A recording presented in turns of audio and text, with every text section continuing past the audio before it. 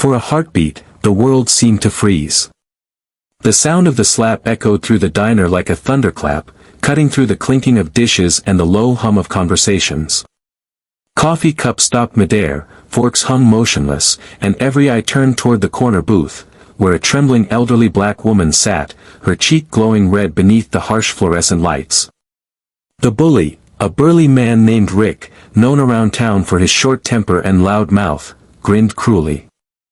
"That'll teach you to bump into me, lady," he sneered, brushing imaginary dust off his leather jacket.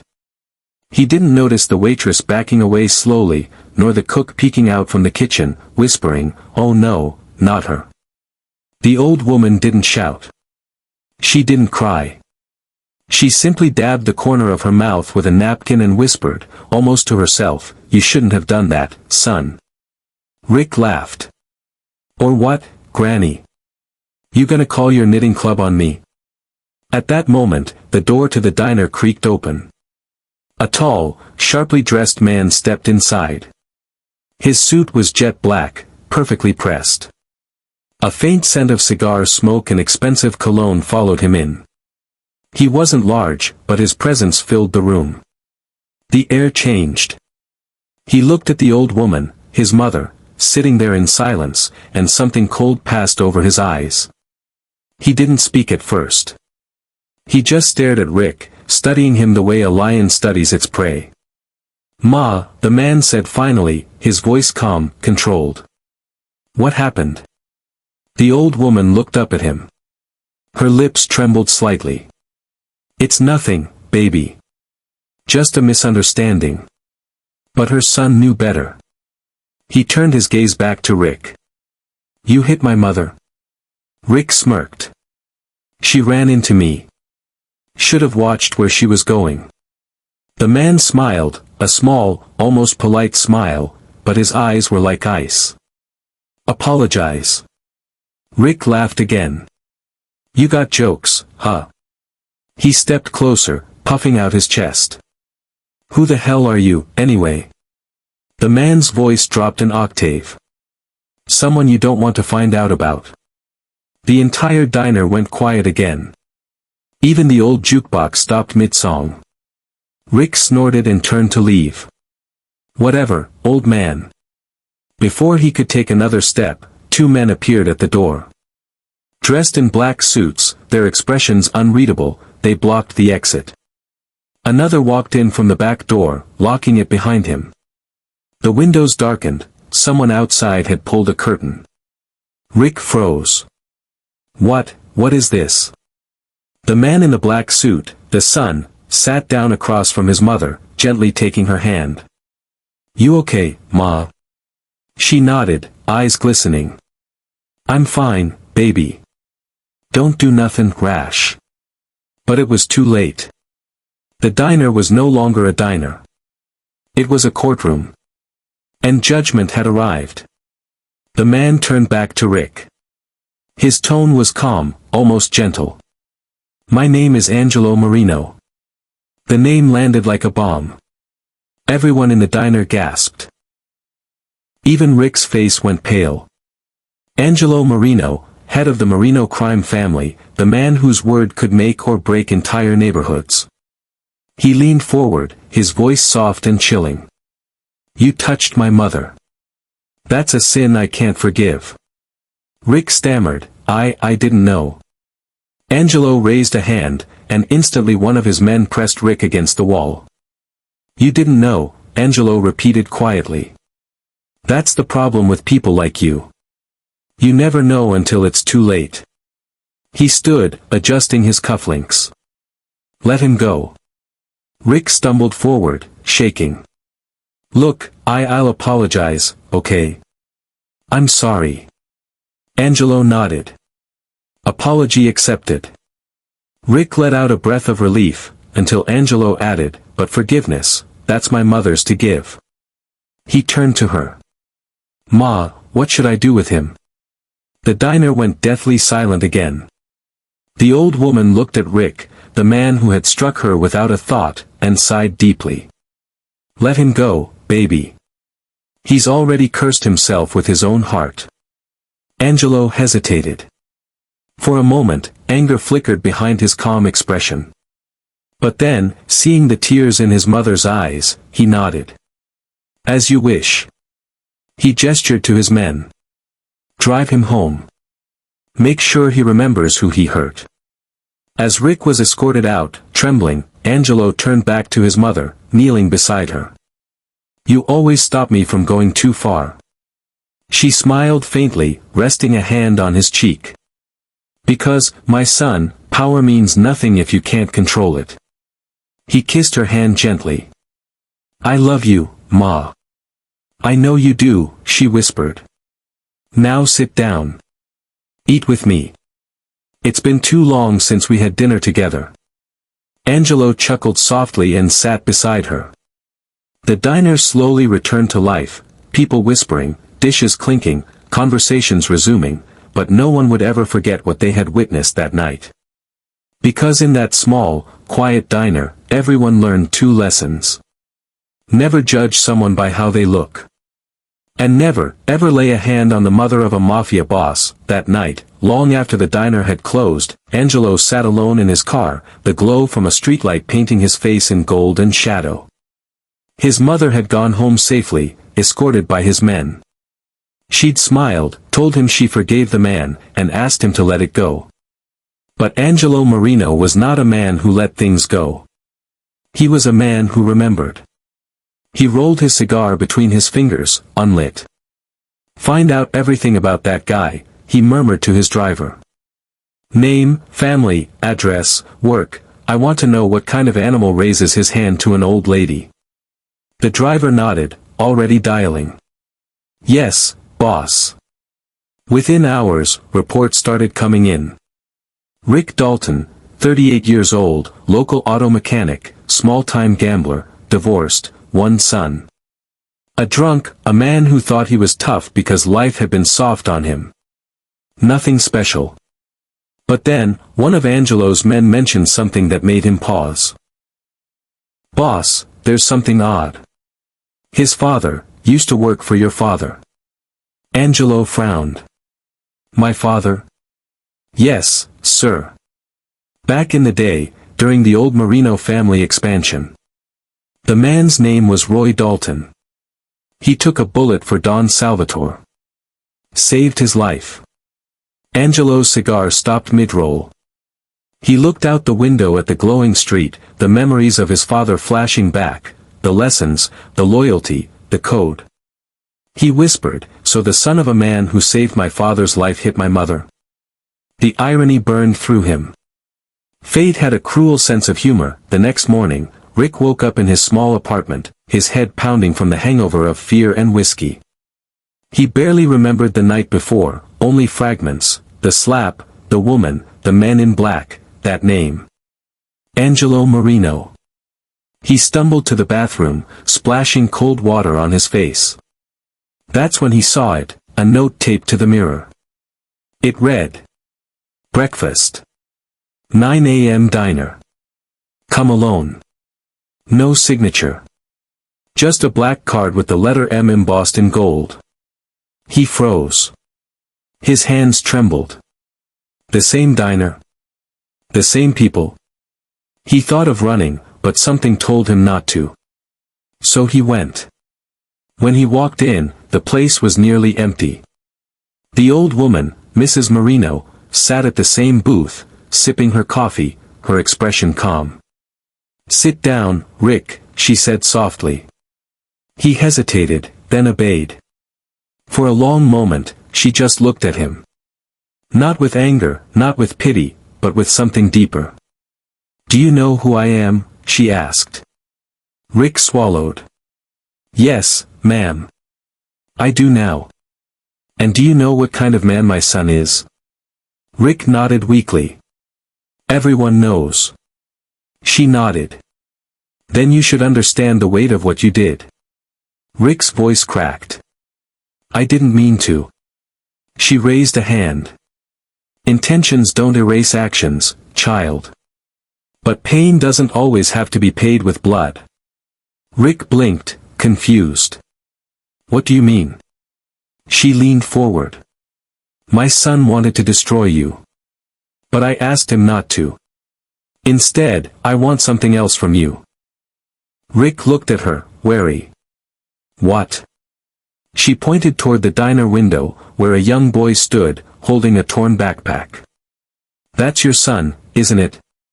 Rick's heart clenched. Yeah. Tommy. He deserves a better man for a father than the one who hit a woman because he was angry at the world, she said gently. So here's your second chance, Rick Dalton. Don't waste it. Tears stung Rick's eyes. You're not gonna have me killed. She smiled faintly. Son, death is easy. Living right, that's harder. I'm giving you the harder choice. At that moment, Angelo entered, quiet as a shadow. He looked at his mother, then at Rick. Ma, you sure about this? She nodded.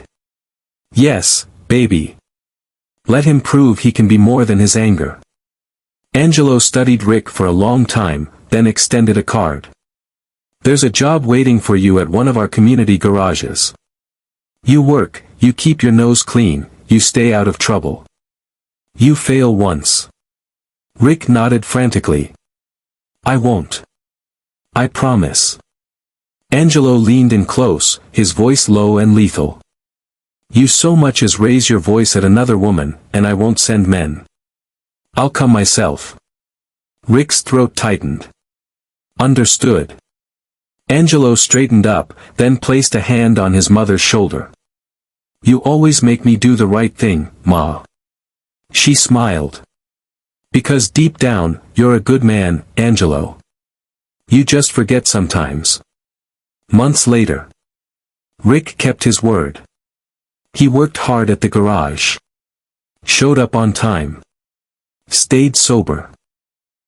Slowly, the anger that had ruled him began to fade.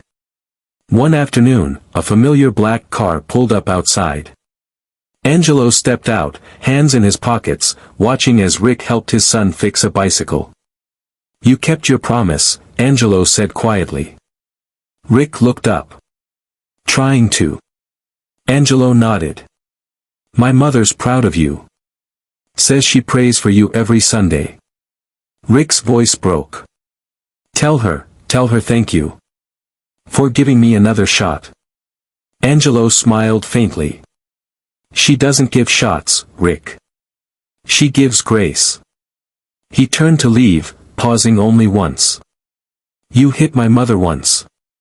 Now you're helping your son stand. That's how you balance the scales.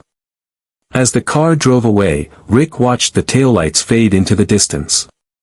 For the first time in years, he felt something warm in his chest, not fear. It had been guilt. 8 months since that day in the diner. Something else, the day Rick Dalton's life was flipped upside down.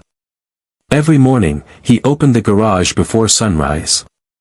Every evening, he walked home with his son, Tommy, sometimes stopping by the same diner for pie and coffee. The waitresses no longer flinched when they saw him. They smiled.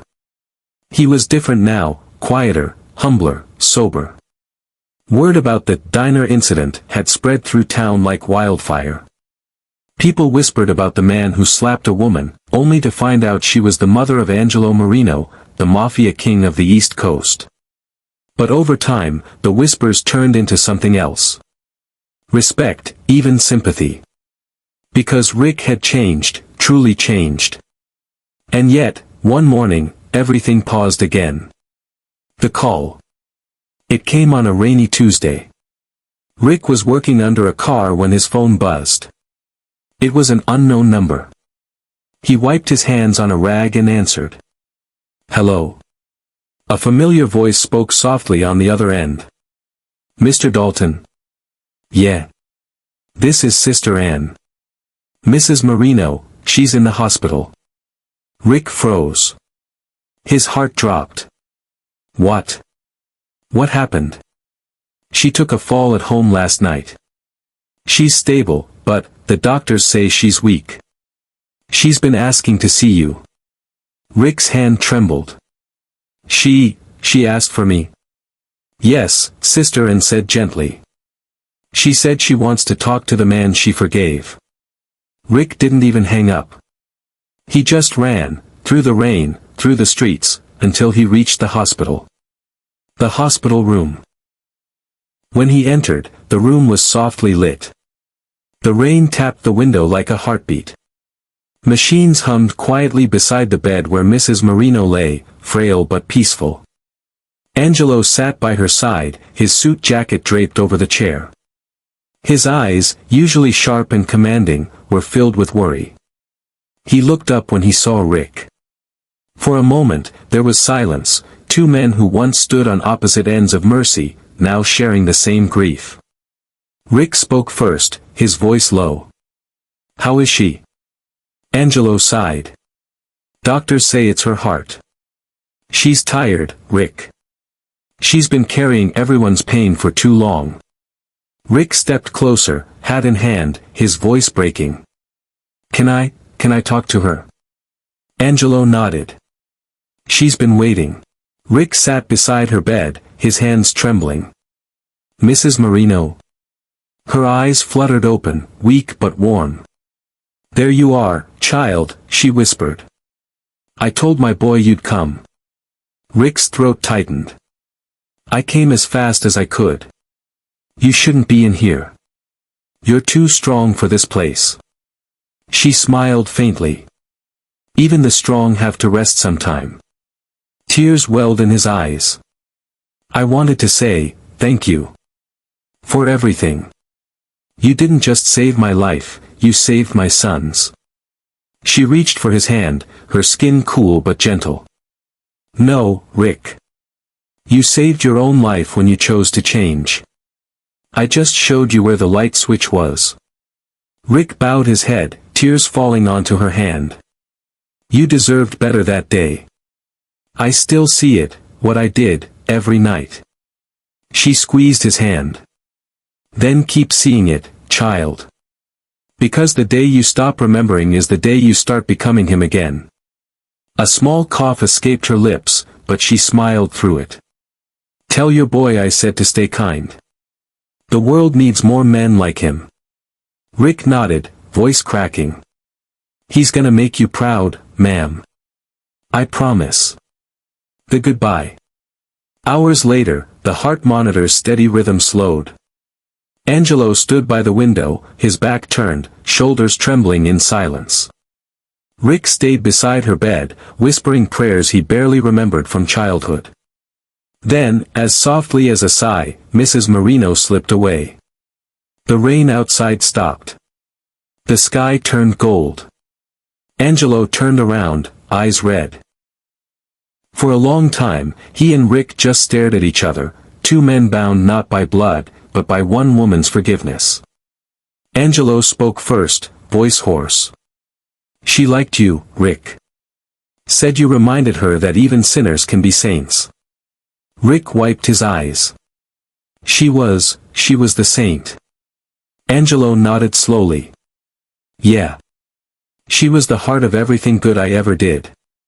He reached into his coat pocket and pulled out a small golden cross. "She wanted you to have this." Rick took it, speechless. She said, "Give it to the man who found his soul again." Rick clutched the cross to his chest. "I'll never forget her." Angelo put a hand on his shoulder. "Neither will I. But we'll honor her, not by mourning, but by living how she taught us. With restraint. With mercy." They stood together for a while, watching the sunlight spill into the room. For the first time, Angelo wasn't a mob boss, and Rick wasn't a broken man.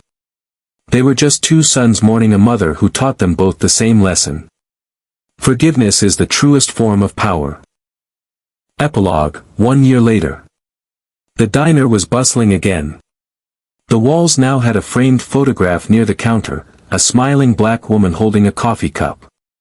Below it, a plaque read, "In loving memory of Mrs. Maria Marino, she fed more than just hungry stomachs. She fed souls." Rick sat in his usual booth with Tommy, who was now taller, brighter, happier. The door opened, and Angelo stepped in. No guards, no suits, just a man in a simple jacket. Rick smiled. "Didn't think you'd show today." Angelo chuckled. I promised Ma I'd keep visiting. She'd haunt me if I didn't. They both laughed quietly. Angelo sat down, glancing at the photo. She'd like this place. Still smells like her coffee. Rick nodded. Yeah. I still make it the way she liked. Strong enough to wake the dead. They shared a long, comfortable silence. Then Angelo said softly, she was right, you know. Rick looked up. About what? About Grace, Angelo said. She gave it to us both. Rick smiled faintly. And we're both still trying to live up to it. They raised their coffee cups in a silent toast to the woman who changed their lives, one with love, the other with mercy. As they drank, the light through the window hit the framed photograph just right, making it glow softly, as if Mrs. Marino herself was still there, smiling at her two sons.